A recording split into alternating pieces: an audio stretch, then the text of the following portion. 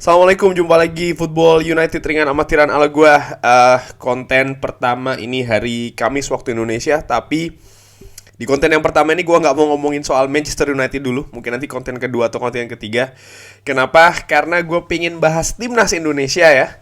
Sekali-sekali boleh dong ya ngobrol ringan soal timnas Indonesia yang gua tonton tadi sambil kerja di sini di pertandingan yang menurut gua cukup unik dan menarik menghadapi Vietnam. Kenapa? Karena fakta nomor satu adalah bagaimana sulitnya timnas Indonesia ini untuk ketemu Vietnam di zaman-zaman dulu di tahun 90-an. uh, Ya cukup cukup mudah katakanlah untuk menghadapi Vietnam, tapi semakin kesini kita semakin kesulitan. Dan tadi juga sempat gua kebetulan lihatnya kalau nggak salah tadi dari TV Singapura kalau tidak salah ya, jadi komentatornya pakai bahasa Inggris. Ada fakta juga dan benar-benar ini ya, karena fakta ranking FIFA yang ternyata terpaut cukup jauh antara Indonesia dan juga Vietnam ya. Di Vietnam sekarang di urutan ke-99, sementara Indonesia ini di 166, terpaut sekitar 67 posisinya. Kalau di ranking ranking Asia, Vietnam ini ada di peringkat ke-18, luar biasa ya, termasuk 20 besar, 18 besar bahkan di peringkat 18, sementara Indonesia ini di peringkat ke-34. Hampir setengahnya, luar biasa. Nah, jalannya pertandingan tadi sih sebenarnya sebelum pertandingan jujur gue berpikir, wah ini akan seperti apa ya Sintayong menyiapkan skuad Garuda kali ini. Karena ini kan kalau menurut gue turnamen yang secara taktik itu kan berbeda dengan liga, terutama Liga Inggris seperti itu kan berbeda. Nah, Indonesia ini kalau menurut gue datang dengan ke pertandingan tadi ini ada dua keuntungan. Nomor satu adalah hasil positif yang diraih di dua pertandingan awal. Artinya Indonesia berhasil menang melawan Kamboja dan juga melawan Laos. Itu menurut gue modal yang cukup bagus. Nomor dua adalah fakta kalau Malaysia sudah ketemu duluan nih sama Vietnam. Vietnam ini kan gimana-gimana unggulan pertama ya di grup B ini. Dan Malaysia kena hantam 3-0. Dan kalau gua ngelihat di pertandingan antara Vietnam dengan Malaysia di highlights, Malaysia ini main tidak menentu begitu ya.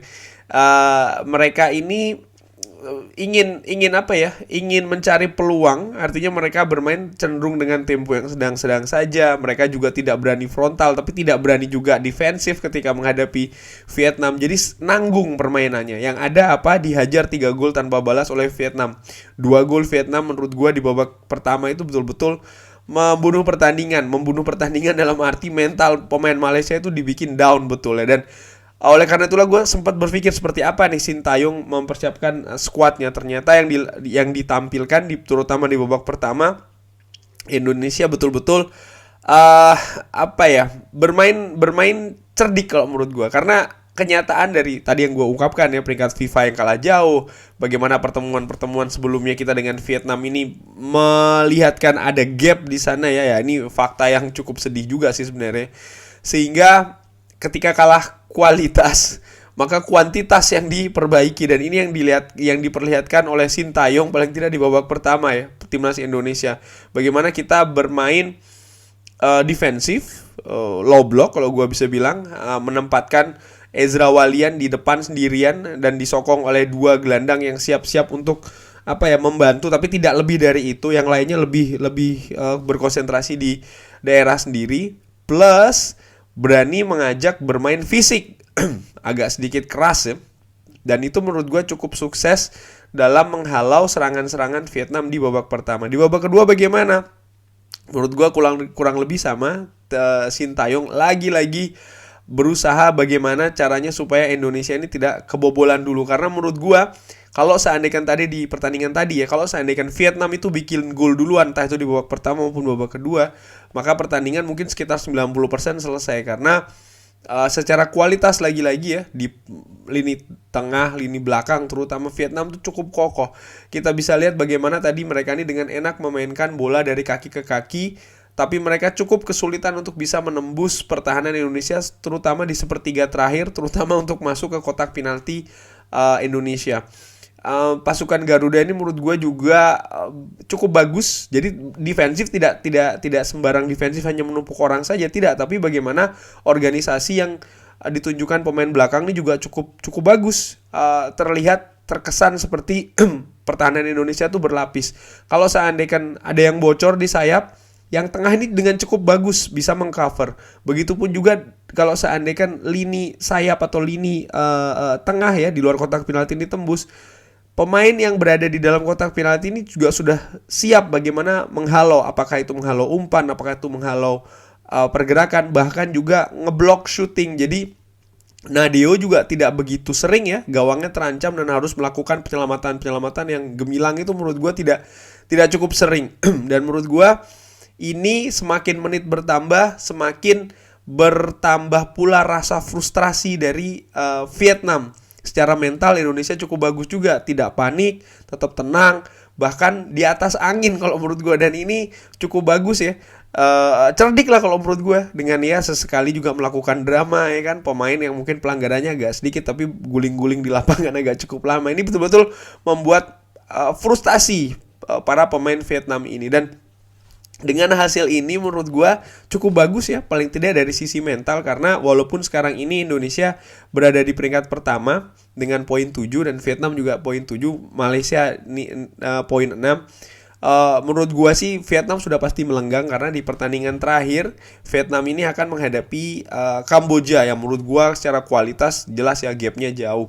Nah, Indonesia sendiri walaupun tadi bermain gemilang menurut gue fakta sekarang mereka belum pasti lolos kan, masih ada Malaysia dengan nilai 6 selisih 1, pertandingan hidup mati menghadapi Indonesia di partai terakhir. Cuman menurut gue secara mental Indonesia sudah di atas Malaysia nih. Malaysia sudah kena kalah telak ya, kena bantai Vietnam 3-0. Mereka di atas kertas kan harus menang menghadapi Indonesia. Nah, Indonesia tinggal lebih bisa leluasa untuk memainkan strategi. Artinya tidak melulu harus bermain terbuka ofensif. Bisa juga ya itu tadi mencari aman. Dan tadi gue ketika melihat cara bermain Indonesia, menurut gue again ini Sintayong ini cerdik. Karena begini, kalau kita bermain di kompetisi atau di liga, ketika kita tidak memenangkan pertandingan secara 90 menit, maka bisa dipastikan kita tidak akan juara liga. Bagaimana mungkin, karena lu akan dapat 1 poin ya kan.